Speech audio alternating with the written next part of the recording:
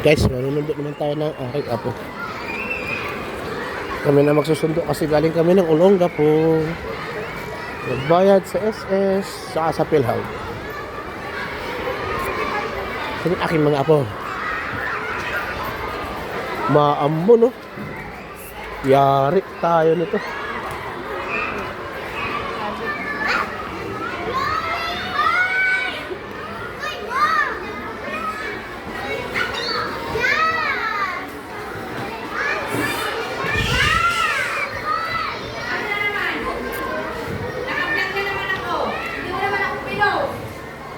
So sorry, I forgot.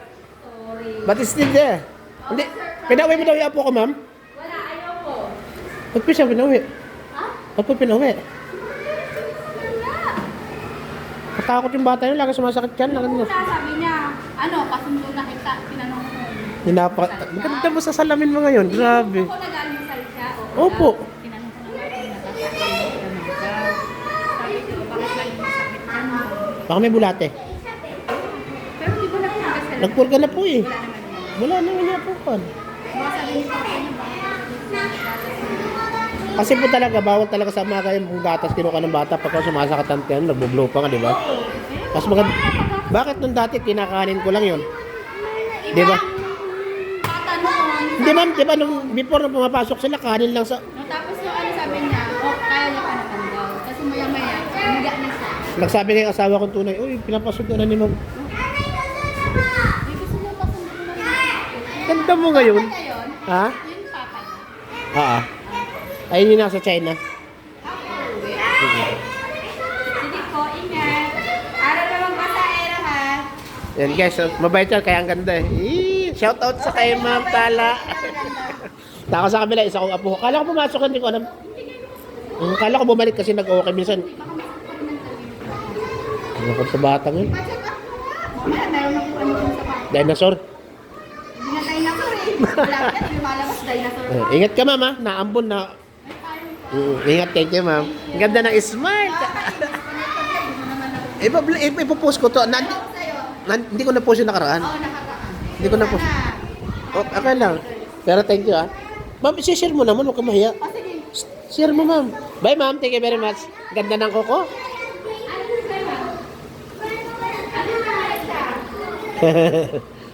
Mga anak, magpando kayo na ambon. Na ambon. Diyan na naman yung kalaban ng mga batang ambon. Ang init-init, bigla umambon. Kaya sa kabila, wala pala yung apo ko. Saan na ba yun? Naliligaw na ako guys. Dito yata yun. Wala ng bata. Tapos si Yuhan.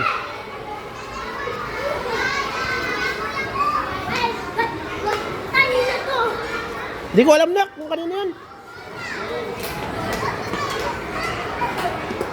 Ibig sabihin wala akong apong grade 1. Punta ko kayo yung grade 5. Wala siya eh. Kaya sa kabila naman, naambon guys. Nandun rito, may bubong. Ay, mga bata, oh, kakatuwa. Dami. Ganda pag ganyan karami ang pamilya mo. Saya.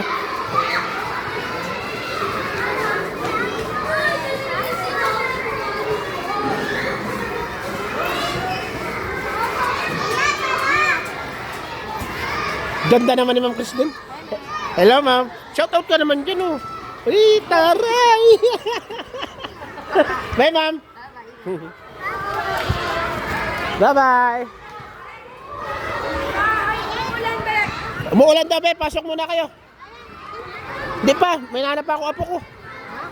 Sana kami. Doon, atay mo ako sa labas. Mag-atay ka sa labas.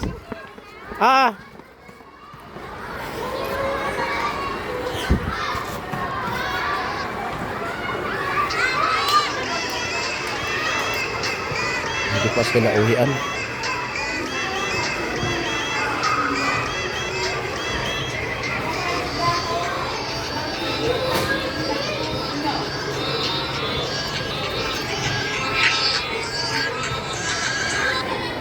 Sandali lang, mahal. Hindi pa uwi sila sa Sandre. Wala sa school. Andito ba? Hanapin ko pala. Sige mo. O, sige, hanapin ko siya yun. Sige, sige. Pagpapalam ko rin si Sandre. Okay, sige, bye, sige, bye.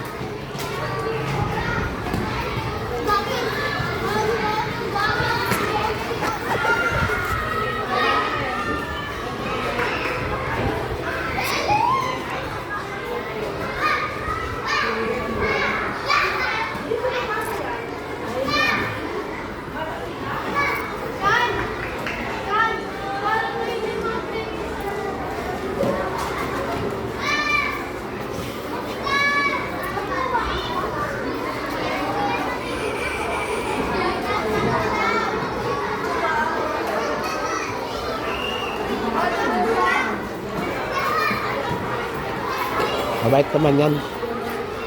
Kailangan lang talagang takot-takutin ang mga bata na hindi pa pauwi kagad.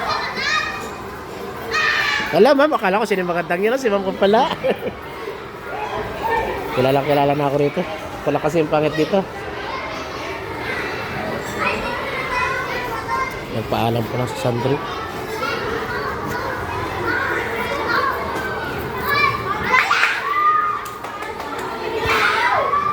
Excuse ma'am.